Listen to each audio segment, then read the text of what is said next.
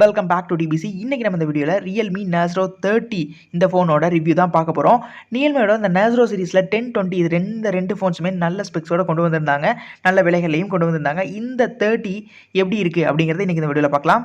நீங்கள் இது வரைக்கும் என்னோட சேனலை சப்ஸ்கிரைப் பண்ணல அப்படின்னா கீழே இருக்க ரெட் கலர் பட்டனை கிளிக் பண்ணி சப்ஸ்கிரைப் பண்ணிட்டு அங்கே இருக்கிற பெல் ஐக்கனை கிளிக் பண்ணி அதில் ஆல் அப்படிங்கிறத கிளிக் பண்ணிடுங்க. நான் எப்போல்லாம் ஒரு வீடியோ போடுறேன்னா அது உங்களுக்கு உடனே நோட்டிஃபிகேஷனாக கிடச்சிரும். ரியல்மியில் நிறைய சீரிஸ் இருக்குது. இப்போது சி இருந்தது நிறைய வந்துட்டுருக்கு. ஆனால் இந்த ரியல்மியில் narzo சீரிஸும் ஓரளவுக்கு நல்ல மிட்ரேஞ்ச் சீரிஸாக போயிட்டுருக்கு.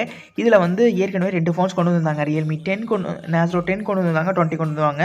ஓரளவுக்கு நல்ல ஸ்பெக்ஸோட நல்ல விலையிலேயே கொண்டு வந்திருந்தாங்க. அந்த வகையில் இப்போது Realme narzo 30 வந்து கொண்டு வர போகிறோம் அப்படிங்கிற மாதிரி சொல்லியிருந்தாங்க. இப்போ அதோட ஸ்பெக்ஸ் என்ன, அது எப்படி இருக்குது, ஒர்த்தா இல்லையா எல்லாத்தையும் பார்க்கலாம்.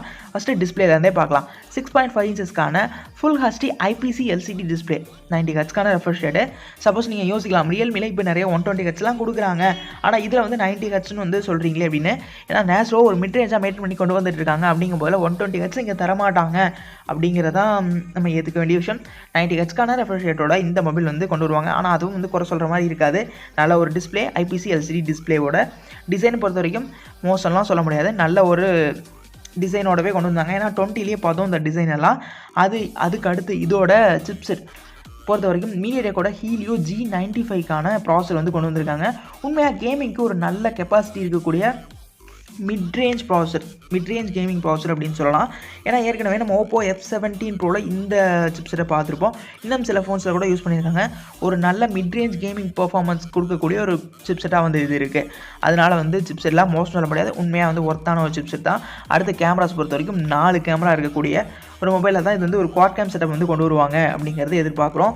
இந்த குவாட் கேம் செட்டப் பொறுத்த வரைக்கும் 64 மெகாபிக்சலுக்கான மெயின் கேமரா, 8 MPக்கான அல்ட்ரா வைடு, 2 MPக்கான டெப்த், 2 MPக்கான மேக்ரோ, இந்த மாதிரியான செட்டப் தான் கொண்டு வருவாங்க. யூஸ்வலாக நிறைய பார்த்துட்டு இருக்கிறதா ஒரு மிட் ரேஞ்சில் கொண்டு வரும்போது இந்த அளவுக்கு யோசிக்கலாம். ஏற்கனவே இந்த 64 மெகாபிக்சலாம் பார்த்துட்டனால இதுக்கான பெரிய எக்ஸ்பிளனேஷன்லாம் எதுவும் தேவைப்படாது அப்படின்னு சொல்லலாம். யூஸ்வலாக பார்த்துட்டு இருக்கிற மாதிரியான சென்சார்ஸ் தான் இது. அதுக்கப்புறம் செல்ஃபி கேமராவை பொறுத்தவரைக்கும் உங்களுக்கு 20 மெகாபிக்சலுக்கான செல்ஃபி கேமரா வந்து இதில் வந்து கொண்டு வர போகிறோம் அப்படிங்கிற மாதிரி சொல்லியிருந்தாங்க. 20 மெகாபிக்சல் ஓகே, இன்னும் சில விஷயங்கள்லாம் வந்து உங்களுக்கு நல்லாவே இருந்தது. டிஸ்பிளேஸ் பொறுத்த வரைக்கும் நல்ல ஒரு டிஸ்பிளே, நல்ல கேமரா பிளேஸ்மெண்ட்ஸ் எல்லாமே நடந்தது. அடுத்து முக்கியமான விஷயம் ஃபோனோட பேட்டரி பேக்கப் பொறுத்த வரைக்கும் 5000 mAhக்கான ஒரு பேட்டரி வந்து இதில் கொண்டு வராங்க. இந்த 5000 mAhங்கிறது உண்மையாக வந்து ஒரு நல்ல விஷயம் தான்.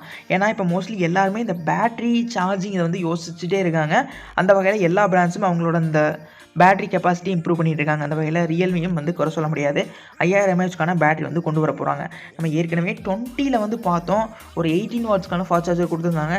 சப்போஸ் அதுவே கொடுக்கலாம், சப்போஸ் மட்டும் சொல்கிறேன், 18 வாட்ஸ் இல்லை அப்படின்னா ஒரு அப்டேட்டுக்காக உங்களுக்கு 30 வாட்ஸ்க்கான ஃபாஸ்ட் சார்ஜிங் சப்போர்ட் கொடுக்கலாம், வாய்ப்பு இருக்குது கண்டிப்பாகவே. ஏன்னா அடுத்தடுத்து வரும்போது ஏதோ ஒரு வகையாக சின்ன அப்டேட் பண்ணுறாங்க. ஆனால் ரியல்மியில் சின்ன சொதப்பல் இருக்குது. சிலது அப்படியே வந்து கொடுத்துட்டு டிசைனை மட்டும் மாற்றிட்டு பண்ணுவாங்க. அந்த மாதிரி எந்த சொதப்பலும் பண்ணாமல் நம்ம யோசிக்கிற மாதிரியான ஸ்பெக்ஸே இதில் வந்து இந்த விஷயம்லாம் கொடுத்தாங்க அப்படின்னா உண்மையாக வந்து ஒரு ஒர்த்தான ஃபோனாகவே சொல்லலாம் இதை. சரி, இவ்வளோ வந்து இந்த ஃபோனை பற்றி பேசுகிறோம் அப்படின்னா இதோட விலை வந்து என்னவா வந்து கொண்டு வரலாம் அப்படின்னு நம்ம யோசிச்சா, நான் விலைக்கு முன்னாடி இன்னொரு முக்கியமான விஷயம் இருக்குது. இதோட வேரியன்ஸ் மொத்தம் 2 வேரியன்ஸ் வந்து கொண்டு வரலாம் இந்தியா கொண்டு வரும்போது அப்படிங்கிறது ஒரு முக்கியமான விஷயமா இருக்கும். ஒரு 4GB 6GB அப்படின்னு சொல்லிட்டு 2 வேரியன்ட் கொண்டு வருவாங்க. 4GB பொறுத்த வரைக்கும் யூஸ்வலாக உங்களுக்கு தெரிஞ்ச மாதிரி 64GBக்கான ஸ்டோரேஜ், 6GB கொண்டு வரும்போதில் 128GBக்கான ஸ்டோரேஜ், இந்த மாதிரி 2 வேரியன்ஸ் இருக்கும். இந்த 4GB ரேமும் 64GB ஸ்டோரேஜ் வந்து ஒரு 14,000 ரூபாய்க்கும், அதுக்கு அடுத்து பார்த்தீங்க அப்படின்னா இருக்கக்கூடியது ஒரு 18,000 ரூபாய் அந்த மாதிரி ரேஞ்சில் கொண்டு வராங்க அப்படிங்கிறது என்னோட எதிர்பார்ப்பு. சப்போஸ் இல்லைன்னா Realme narzo 30 அப்படின்னு கூட ஏதாவது பண்ணலாம். 2 ஃபோன்ஸாக மாற்றி கூட கொண்டு வரலாம் இங்கே. ஓகே, இந்த வீடியோ உங்களுக்கு பிடிச்சிருக்கும் அப்படின்னு நான் நம்புகிறேன். உங்களுக்கு இந்த வீடியோ பிடிச்சிருந்தா மறக்காமல் நம்ம வீடியோவை லைக் பண்ணி சப்ஸ்கிரைப் பண்ணுங்கள். உங்கள் ஃப்ரெண்ட்ஸுக்கு இந்த வீடியோவை ஷேர் பண்ணுங்கள். தேங்க்யூ ஃபார் வாட்சிங்.